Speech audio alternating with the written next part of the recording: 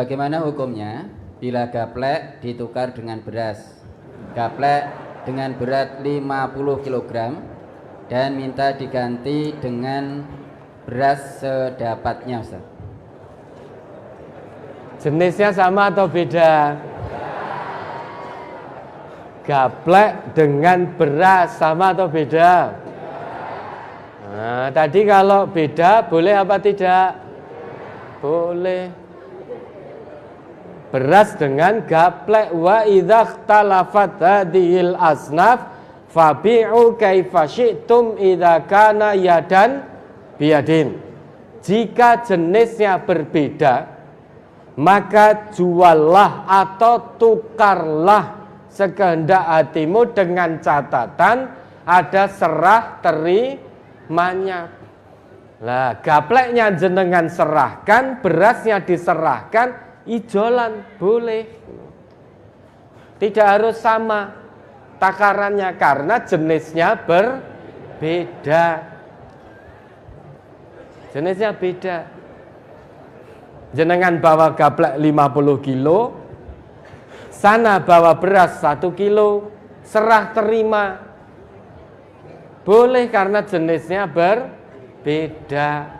Ya, ada lagi.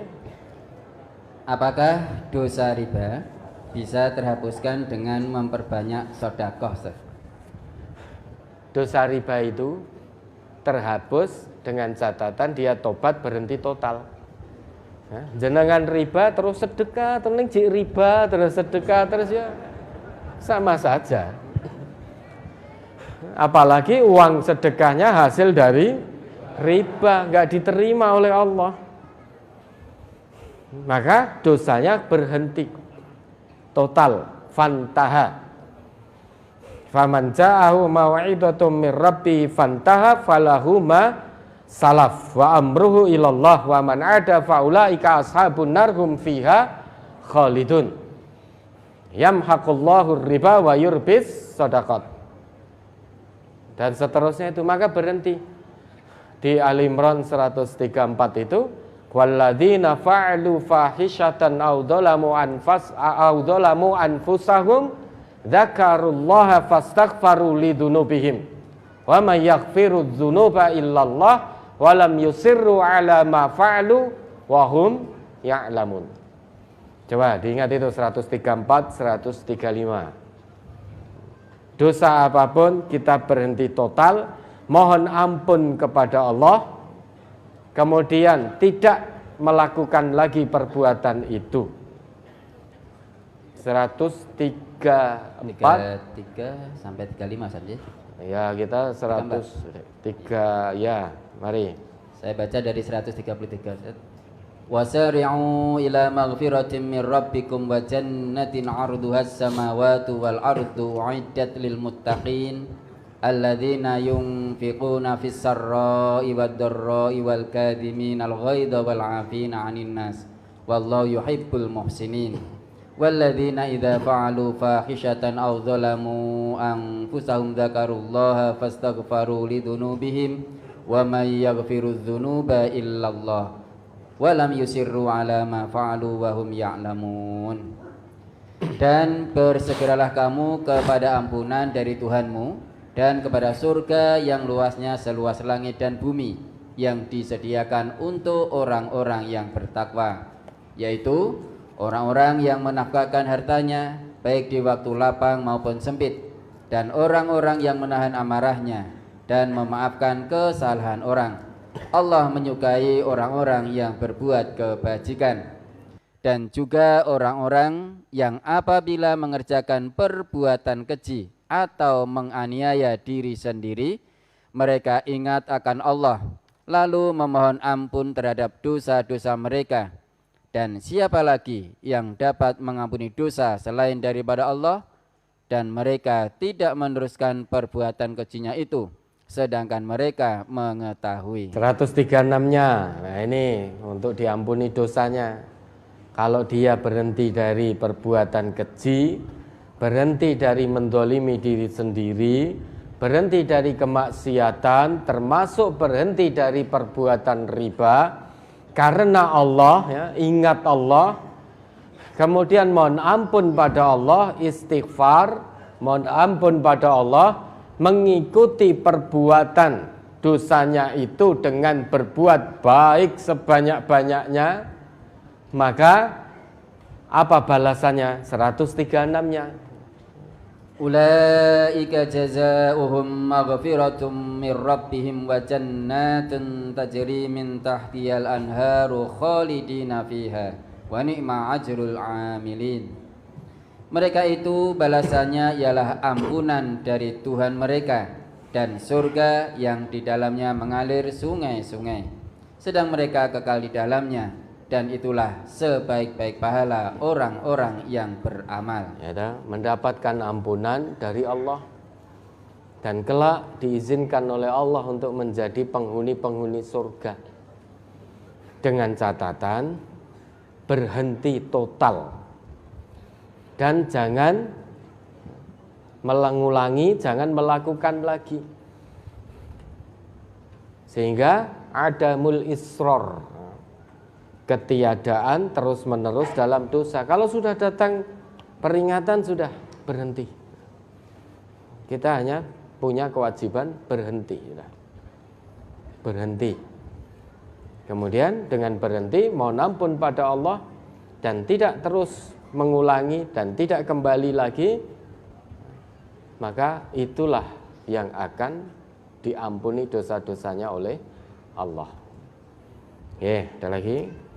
Suami saya pinjam uang di warga sesama ngaji yang bekerja di suatu koperasi dengan jumlah pinjaman 3 juta dan angsuran tiap bulan 320.000, mohon maaf, dan angsuran tiap bulan 320.000 dalam kurun waktu 1 tahun. Saya pikir ini sesama warga, jadi kami, yakni suami istri, merasa biasa, yang penting tanggung jawab, itu pasti. Sebenarnya berat dan malu. Apalagi sebagian warga pada tahu yang semakin tambah rasa malu, namun mau gimana lagi, sudah terlanjur. Untuk itu mohon tausiahnya, Ustaz. Nah, apanya yang perlu ditausiahi? Lah kok sampai bisa tahu? Warga yang lain kok sampai bisa tahu kalau jenengan punya pinjaman? Kok bisa tahu gimana? Berarti yang minjami tadi cerita-cerita. Ya tak? Dan anehnya, wong itu warga ngaji, pinjam 3 juta, dia memberikan syarat kamu kembalikan secara ngangsur 320.000 selama setahun. Kali 12 berarti jadi berapa? 3.840. 3.840. 840. Podo-podo ngajine. Itu pinjaman untuk apa? Kan di sebuah koperasi. Lah, koperasinya ini untuk apa? Jangan pinjam untuk apa? Apakah untuk usaha sehingga ini mungkin husnudon kita koperasinya syariah, sehingga prinsipnya pakai mudharabah, prinsip syariahnya ada nisbah, ada bagi hasil, atau apa?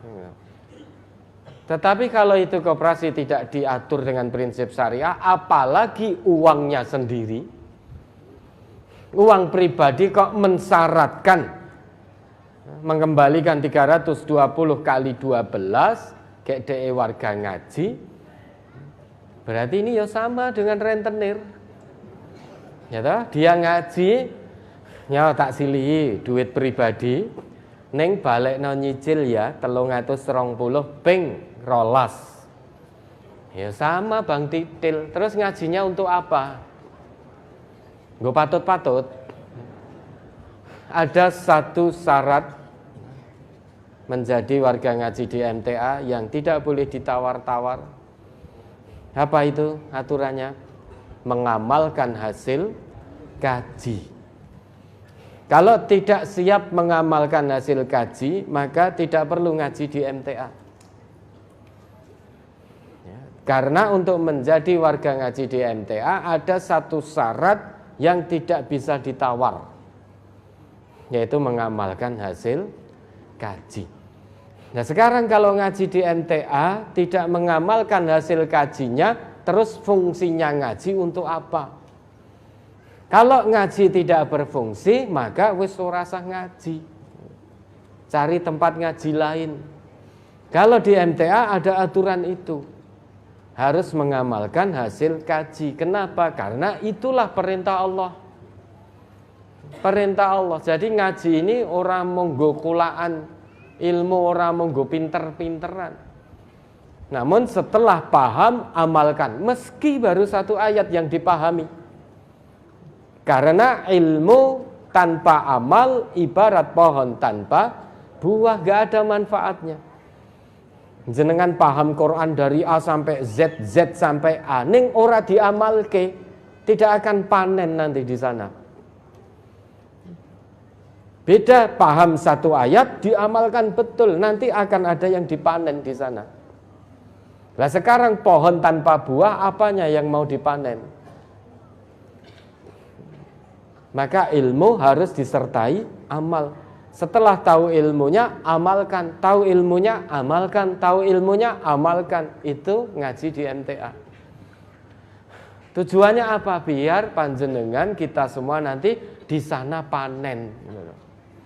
Di hadapan Allah nanti panen. Kalau hanya tahu ilmunya tok, nggak mau mengamalkan, sampai di hadapan Allah apa yang mau kita panen? Nggak ada yang akan kita panen. Menanam kita sejak di dunia. Menanam kita berarti dengan amal. Amal dengan ilmu yang sudah dipaham. Maka kita tanam, manennya nanti di hadapan Allah. Man yazra' yahsud. Barang siapa yang menanam, dia akan manen. Itu syarat untuk ngaji di MTA. Siap zahiran wa batinan mengamalkan hasil kaji untuk kebaikan dirinya sendiri. Lah sekarang ngaji ngutangi saudaranya, menyaratkan mengembalikan 320 kali 12. Ini uang pribadi misalkan. Atau dia punya koperasi, koperasinya sendiri, tidak diikat dengan syariah, tidak diikat dengan prinsip-prinsip syariah.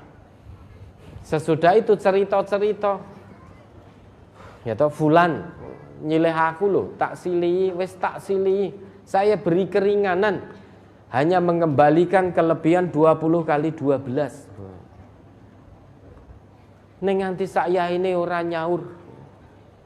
Wis 3 tahun misalkan, semuanya diceritani.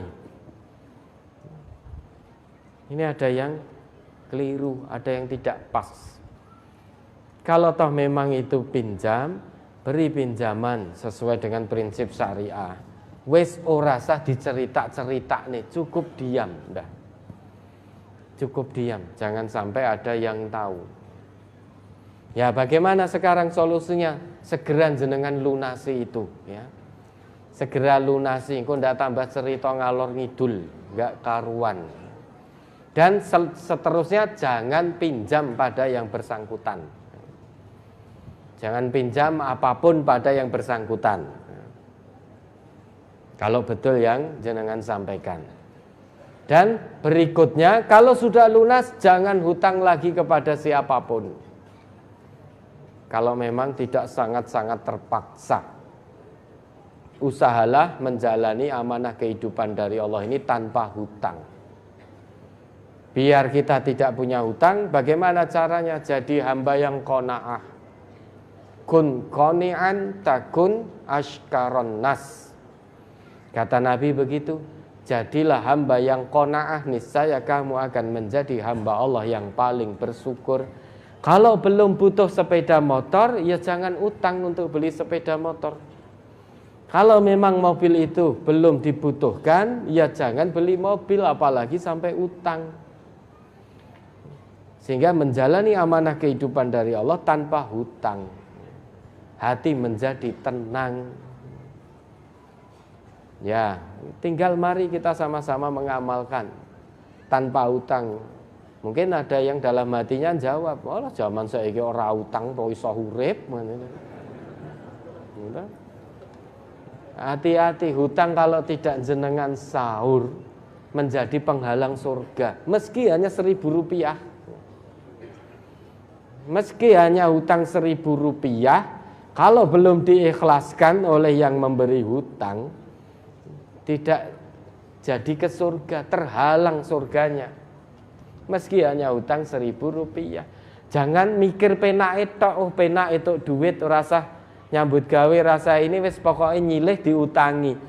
Berat ini konsekuensinya di hadapan Allah kalau sampai kita meninggal belum lunas hutang kita dan belum diikhlaskan oleh yang menghutangi, harusnya ke surga terhalang sudah, tertahan. Maka jangan mikir enak itu utang di dunia dapat uang, pikirlah sampai akhirat. Bagaimana jika sampai tidak terbayar hutang itu? Sampai-sampai Allah turunkan perintah, kalau utang piutang di antara kalian tulis ada saksinya. Tujuannya apa? Biar kalau nanti yang berhutang atau yang menghutangi meninggal dunia ada saksi, sehingga biar tidak tertahan surganya. Ada saksi. Kalau keluarga tidak ada yang tahu, delalah kita meninggal, sedang kita punya hutang. Delalah sing utang sama yang hutangi pergi bareng, meninggal bareng. Enggak ada yang tahu. Baik keluarga yang ngutangi enggak ngerti. Keluarga yang hutang juga enggak ngerti kalau orang tuanya punya hutang. Yang sana juga tidak tahu kalau ternyata uang orang tuanya dipinjam oleh saudaranya. Sama-sama sudah meninggal, terus sopo sing arep nglunasi. Maka pentingnya mengamalkan perintah Allah. Kalau punya hutang jangan malu. Catat. Kemudian ada saksi. Sudah. Sekecil atau sebesar apapun hutang. Biasanya kita malu, tidak mau dicatat, tidak mau ada saksi, itu biasanya utangnya ora bener. Utang untuk ini, utang untuk ini. Makanya di kita ini warga MTA kalau mau hutang izin. Kalau diizinkan silahkan, kalau tidak diizinkan ya jangan. Nah nanti kalau diizinkan maka tercatat ada saksi. Biar nanti jika suatu saat meninggal, saksi tadi mengabarkan pada ahli warisnya, dulu bapak atau ibu punya hutang sekian pada fulan. Begitu. Ini masalah hutang, jangan hanya dipikir enaknya saja. Pikir akibatnya kalau sampai tidak terbayar. Akibatnya bisa menjadi penghalang surga kita, meski hanya 1.000 rupiah. Ya, ada lagi.